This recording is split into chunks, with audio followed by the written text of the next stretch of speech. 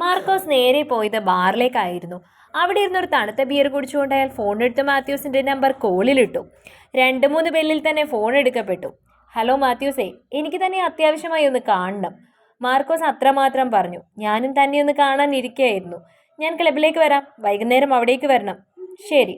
അയാൾ phone cut ചെയ്തു. മാർക്കോസ് നേരെ വീട്ടിലേക്ക് ചെന്നു. മകൾക്ക് ഏറെ പ്രിയപ്പെട്ട മധുരങ്ങൾ വാങ്ങിക്കൊണ്ടായിരുന്നു അയാൾ ചെന്നത്. എന്താ പപ്പ? അവൾ ആകാംക്ഷയോട് ചോദിച്ചു. ഇന്ന് നിന്റെ ദിവസമാണ് മോളെ. നീ ഇഷ്ടപ്പെട്ടവനെ ഞാൻ നിനക്ക് നേടിത്തരുന്ന ദിവസം. ഇന്ന് വൈകുന്നേരം പപ്പ മാത്യുവിനെ കാണാൻ പോകുന്നുണ്ട്.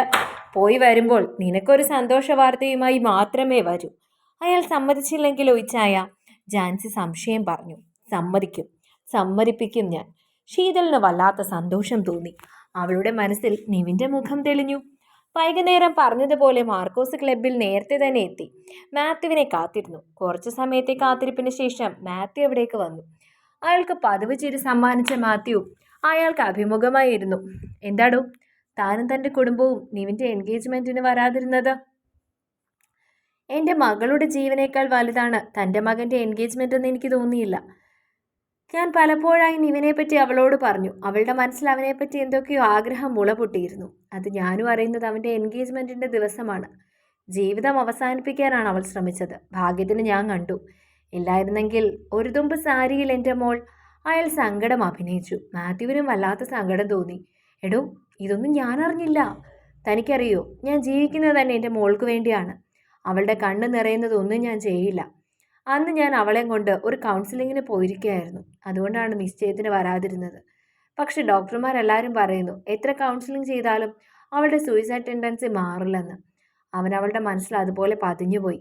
ഞാൻ എന്തു ചെയ്യുവടോ? മാർക്കോസ് നിസ്സഹായനായി ചോദിച്ചു. താൻ വിഷമിക്കാതെ, നമുക്ക് ആലോചിക്കാം, മാത്യു ആശ്വസിപ്പിച്ചു. എൻ്റെ സമ്പാദ്യം മുഴുവൻ ഞാൻ അവൻ്റെ പേരിൽ എഴുതി വയ്ക്കാം. പകരം അവൻ എൻ്റെ മകളെ വിവാഹം കഴിക്കണം. താൻ എന്താ ഈ പറയുന്നത്? അവൻ സ്നേഹിച്ചൊരു പെൺകുട്ടിയാണ് വിവാഹം ഉറപ്പിച്ചത്. അവളെ മറന്ന് തൻ്റെ മകളെ സ്വീകരിക്കാൻ ഞാൻ പറഞ്ഞ അവൻ കേൾക്കുമെന്ന് തനിക്ക് തോന്നുന്നുണ്ടോ? അത് മാത്രമല്ല, മറ്റൊരു പെൺകുട്ടിക്ക് പ്രതീക്ഷ കൊടുത്തിട്ട്, അതും അമ്മ പോലും ഇല്ലാത്തൊരു പെൺകുട്ടിക്ക് പ്രതീക്ഷ കൊടുത്തിട്ട് വിവാഹം നടക്കില്ലെന്ന് എനിക്ക് പറയാൻ സാധിക്കുമോ? ഞാൻ വരാം. ശീതള മോളോട് ഞാൻ പറഞ്ഞ് മനസ്സിലാക്കാം. വേണ്ട, താൻ ഒന്നും പറഞ്ഞ് മനസ്സിലാക്കേണ്ട. താൻ പറഞ്ഞ് മനസ്സിലാക്കേണ്ടത് തൻ്റെ മകനോടാണ്, മറ്റവളെ മറക്കാൻ. ശേഷം എൻ്റെ മകളെ സ്വീകരിക്കാനുള്ള മനസ്സുണ്ടാക്കാൻ. സാധിക്കില്ല മാർക്കോസ്.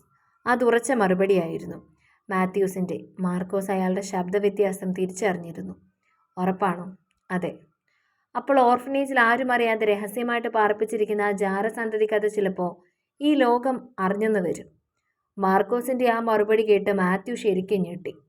എല്ലാം അറിഞ്ഞിട്ട് തന്നെയാണ് താൻ എൻ്റെ മുൻപിൽ നിൽക്കുന്നത്. ഇന്ന് തനിക്ക് ആലോചിക്കാം എന്ത് വേണമെന്ന്.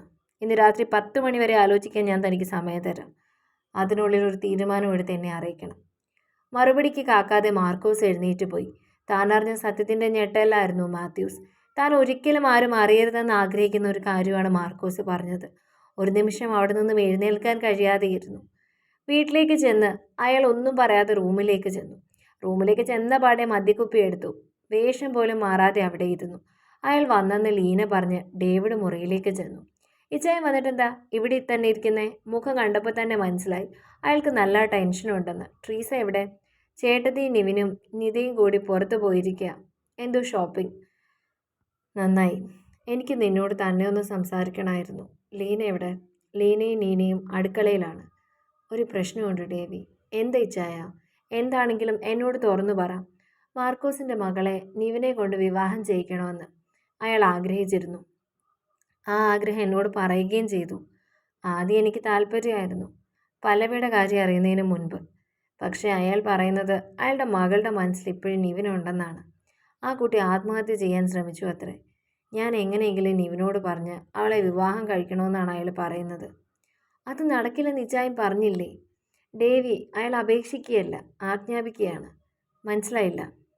ഡയന മോളുടെ കാര്യം എങ്ങനെയോ അയാൾ അറിഞ്ഞിരിക്കുന്നു. ഞാനത് നിവിനെ കൊണ്ട് സമ്മതിച്ചില്ലെങ്കിൽ എൻ്റെ കുടുംബം തകർക്കുമെന്നാണ് അയാൾ പറയാതെ പറയുന്നത്. ഒരു വേള ഡേവിയും ഒന്ന് തകർന്നു. അയാളതെങ്ങനെയാണ് ചായ? എനിക്കറിയില്ലടാ. അയാൾ എനിക്കൊരു ഡെഡ് ലൈൻ തന്നിട്ടുണ്ട്, രാത്രി 10 മണി വരെ. അതിനു മുമ്പ് ഞാനൊരു തീരുമാനം എടുത്തില്ലെങ്കിൽ. മനസ്സിലായി ചായ? നമ്മൾ എന്തു ചെയ്യും? ഞാനെല്ലാം ട്രീസയോട് തുറന്നു പറയാൻ പോവാ. മറ്റൊരാളിൽ നിന്ന് എല്ലാം അറിയുന്നതിലും നല്ലത് ഞാൻ പറയുന്നതല്ലേ? അതെ ചായ, അതാണ് ശരിയായ തീരുമാനം. ചേട്ടത്തിയോട് ഞാനും കൂടി സംസാരിക്കാം. വേണ്ട ഡേവിഡ്, ഞാൻ സംസാരിച്ചോളാം. ട്രീസ വന്നപ്പോൾ തന്നെ ഡേവിഡ് കുറച്ച് സീരിയസ് ആയിട്ട് മാത്യൂസിന് സംസാരിക്കാനുണ്ടെന്ന് പറഞ്ഞിരുന്നു. അതുകൊണ്ട് തന്നെ ട്രീസ വന്ന പാടെ മുകളിലേക്ക് ചെന്നു. എന്ത് ചെയ്യാനാ, എനിക്ക് നിന്നോട് കുറച്ച് കാര്യങ്ങൾ സംസാരിക്കാനുണ്ട്. ഞാനും നീയും മാത്രം അറിയേണ്ട കാര്യങ്ങൾ. കുറച്ചു കാലം നിന്നിൽ നിന്നും ഒളിപ്പിച്ചു വെച്ച കുറച്ച് കാര്യങ്ങൾ. അയാളുടെ മുഖഭാവം കണ്ടപ്പോൾ തന്നെ എന്തോ വലിയ വിഷയമാണെന്ന് അവർക്ക് മനസ്സിലായിരുന്നു. പറയൂ ചായ. എല്ലാം കേട്ട് കഴിഞ്ഞപ്പോഴേക്കും ട്രീസ തളർന്നു പോയിരുന്നു. ഞെട്ടിക്കുന്ന സത്യങ്ങൾ അവരുടെ തലയ്ക്ക് ഭാരം കൂട്ടുന്നതായി അവർക്ക് തോന്നി. ഈ സമയത്ത് എന്നോടൊപ്പം നിൽക്കേണ്ടത് നീയാണ്. നീ മാത്രമാണ്. എന്നെ നീ മനസ്സിലാക്കിയിട്ടുണ്ടെന്നാണ് ഞാൻ വിശ്വസിക്കുന്നത്. ഇത് വെച്ചാണ് നമ്മുടെ മകനെ മാർക്കോസ് വിലയിടുന്നത്. അയാളോട് വൈകിട്ട് എനിക്കൊരു തീരുമാനം പറയണം. നിന്റെ തീരുമാനമാണ് നമ്മുടെ കുടുംബത്തിൻ്റെ ഭാവി. എൻ്റെ മകൻ്റെ ഇഷ്ടത്തേക്കാൾ വലുതല്ല എനിക്ക് മറ്റൊന്നുമെന്ന് ഇച്ചാൻ അറിയാലോ. ട്രീസ, നീ എന്നോടൊപ്പം നിൽക്കുമെന്ന ഒരു വിശ്വാസം എനിക്കുണ്ടായിരുന്നു. എനിക്കത് മാത്രം മതി. ഒരു ഭിത്തിക്കപ്പുറം നിന്ന് അമ്മച്ചി വിളിക്കാൻ വന്ന നീന ഇതെല്ലാം കേൾക്കുന്നുണ്ടായിരുന്നു. അവളുടെ കണ്ണിൽ ഒരു ചിരിമിന്നി. രാത്രി മാർക്കോസിൻ്റെ കോൾ വന്നിരുന്നു. ഫോൺ എടുത്തത് ട്രീസയാണ്. ഹലോ മാർക്കോസ് ചായ, ഞാൻ ട്രീസയാണ്. ഇച്ചായൻ എന്നോട് എല്ലാം തുറന്നു പറഞ്ഞു. എൻ്റെ മകൻ്റെ ജീവിതത്തിന് വിലയിടാൻ നിങ്ങൾ നിൽക്കരുത്. നിങ്ങളുടെ വിഷമം എനിക്ക് മനസ്സിലാവും. ഞങ്ങളുടെ നീന മോൾക്കോ നിത മോൾക്കോ ആയിരുന്നു ഇങ്ങനെ വന്നതെങ്കിൽ ഒരുപക്ഷെ ഞങ്ങളും ഇങ്ങനെ തന്നെ അപേക്ഷിച്ചേനെ. പക്ഷെ അതിൻ്റെ പേരിൽ ഭീഷണിപ്പെടുത്തുന്നത് ശരിയല്ല. ദയവ് ചെയ്ത് ഉപദ്രവിക്കരുത്. ഇങ്ങനെയൊരു കാര്യം പറഞ്ഞാൽ എന്നേക്കാളും കൂടുതൽ ഇച്ചായൻ്റെ കാര്യത്തിൽ വിഷമിക്കേണ്ടത് മറ്റാരുമല്ലല്ലോ. ഇച്ചായൻ ചെയ്ത തെറ്റ് ഞാൻ ക്ഷമിച്ചു. ഒരു ഭാര്യയല്ലാതെ മറ്റാരാണ് ഭർത്താവിനോട് ക്ഷമിക്കുന്നത്? ഞാനും ഇച്ചായനും കൂടി വന്ന് നിങ്ങളുടെ മകളോട് സംസാരിക്കാം. പറഞ്ഞു മനസ്സിലാക്കാൻ ശ്രമിക്കാം. അതിനപ്പുറം മറ്റൊന്നും ഞങ്ങൾക്ക് ചെയ്യാൻ കഴിയില്ല. എൻ്റെ ഭർത്താവ് ചെയ്ത തെറ്റിൽ എനിക്ക് പ്രശ്നമില്ല. അതുകൊണ്ട് ഇത് വെച്ച് നിവിൻ്റെ ഇഷ്ടം മാറ്റാമെന്ന് കരുതണ്ട. ട്രീസ ഫോൺ വെച്ചതും മാർക്കോസിൻ്റെ കടപ്പല്ലുകൾ ഞെരിഞ്ഞു. ആ പെൺകുട്ടിയിലൂടെ മാത്യുവിനെ നിലയ്ക്ക് നിർത്താൻ കഴിയുമെന്നാണ് കരുതിയത്. തൻ്റെ എല്ലാ ആവശ്യങ്ങളും സാധിച്ചെടുക്കാമെന്ന് കരുതി. പക്ഷേ മാത്യൂസ് കുറച്ച് മുൻപേ മിടുക്ക് കാണിച്ചു. അതിനുള്ള ശിക്ഷ അയാൾ അനുഭവിക്കണം. മാത്യൂസിനോടൊരു തുറന്ന യുദ്ധത്തിന് ഇറങ്ങുകയാണ് മാർക്കോസ്, അയാൾ മനസ്സിൽ ഉറപ്പിച്ചു. ശേഷം ബെഞ്ചമിൻ്റെ നമ്പർ എടുത്ത് കോളിംഗ് ഇട്ടു. ഫോൺ വെച്ച് കഴിഞ്ഞതും ട്രീസ മാത്യൂസിനോട് പറഞ്ഞു, ഈ കാര്യങ്ങൾ നിവിനോട് സംസാരിക്കണ്ടേ? വേണം, പക്ഷെ ഇപ്പോഴല്ല. കുറച്ചുകൂടി കഴിഞ്ഞിട്ട് ഞാൻ അവനോട് സംസാരിക്കുന്നുണ്ട്.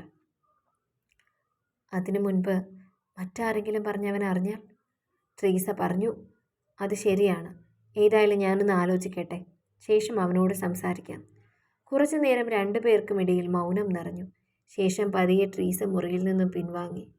കുറച്ചു നേരം കഴിഞ്ഞപ്പോൾ മാത്യൂസിൻ്റെ ഫോണിൽ ഓർഫനേജിലെ മദറിൻ്റെ കോൾ വന്നിരുന്നു.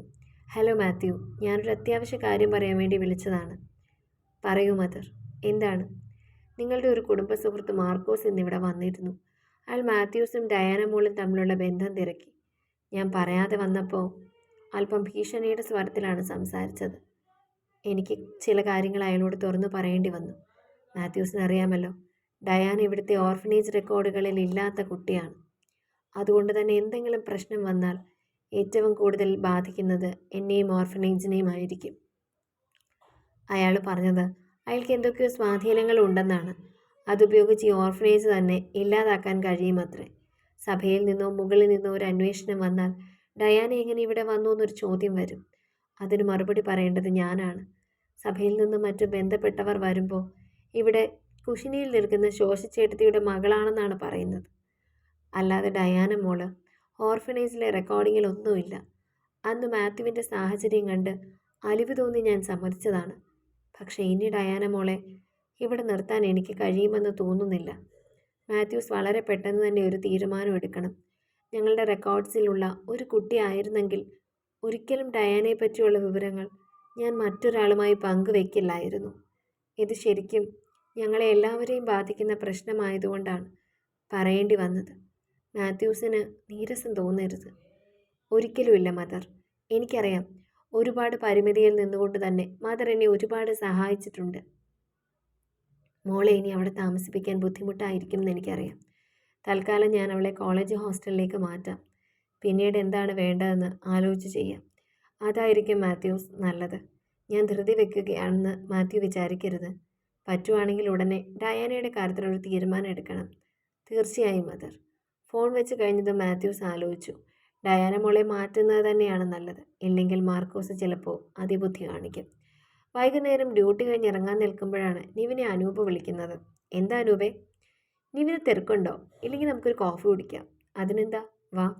ക്യാൻറ്റീനിൽ ടേബിളിന് മുന്നിൽ ഇരിക്കുമ്പോൾ അനൂപിൻ്റെ മുഖം കണ്ടപ്പോൾ തന്നെ നിവിന് തോന്നി എന്തൊക്കെയോ അനൂപിന് തന്നോട് പറയാനുണ്ടെന്ന്.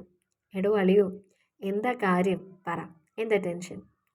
അത് പിന്നെ നിവിൻ, ഞാൻ തന്നോടൊരു കാര്യം ചോദിക്കാനായിരുന്നു. അതാണ് ചോദിച്ച, എന്താണ് വിഷയം? അന്ന് എൻഗേജ്മെൻറ്റിന് ഒരു കുട്ടി വന്നില്ലേ, നിവിൻ്റെ പപ്പയ്ക്കൊപ്പം? ആ കുട്ടി നിങ്ങളുടെ റിലേഷനാണോ? എനിക്ക് ആ കുട്ടിയുടെ ഡീറ്റെയിൽസ് ഒന്ന് കിട്ടിയാൽ കൊള്ളായിരുന്നു. നിവിൻ ചിരിയോടെ അവനെ നോക്കി. എന്താടോ, വിവാഹാലോചനയ്ക്കാണോ? അനൂപ് വിളറി. തൻ്റെ കണ്ണട ഒന്ന് ശരിക്ക് വെച്ചു. അത് പിന്നെ നിവിൻ, താൻ പരുങ്ങി കളിക്കാതെ. എനിക്കിഷ്ടായി. നിവിൻ്റെ മുഖത്ത് നോക്കാതെ അനൂപ് പറഞ്ഞു. അത് പറയാനാണോ താൻ ഇത്ര പരുങ്ങിയത്? താൻ ആദ്യമായി ഒരു സഹായം ചോദിക്കുമ്പോൾ ഞാൻ ചെയ്തു തരാതിരിക്കുമോ? നിവിൻ, മാധു അറിഞ്ഞാൽ എന്നെ കളിയാക്കും. ഓ പിന്നെ, അവൾ പ്രേമിച്ചിട്ടില്ല. ഞാനതൊക്കെ നോക്കിക്കോളാം. തനിക്ക് ഉടനെ ഞാൻ അവളുടെ ഫുൾ ഡീറ്റെയിൽസ് അയച്ചു തരും, പോരെ? നിവിൻ പറഞ്ഞപ്പോൾ അനൂപിന് ആശ്വാസം തോന്നി. അവൻ്റെ മുഖം പ്രസന്നമായി. തുടരും. അടുത്ത ഭാഗങ്ങൾക്ക് വേണ്ടി ചാനൽ സബ്സ്ക്രൈബ് ചെയ്യാൻ മറക്കല്ലേ. അതോടൊപ്പം നിങ്ങൾ വായിക്കുന്ന കഥ കമൻറ്റ് ചെയ്യാനും ലൈക്ക് ചെയ്യാനും കൂട്ടുകാരിലേക്കൊക്കെ ഷെയർ ചെയ്ത് കൊടുക്കാനും മറക്കല്ലേ കേട്ടോ.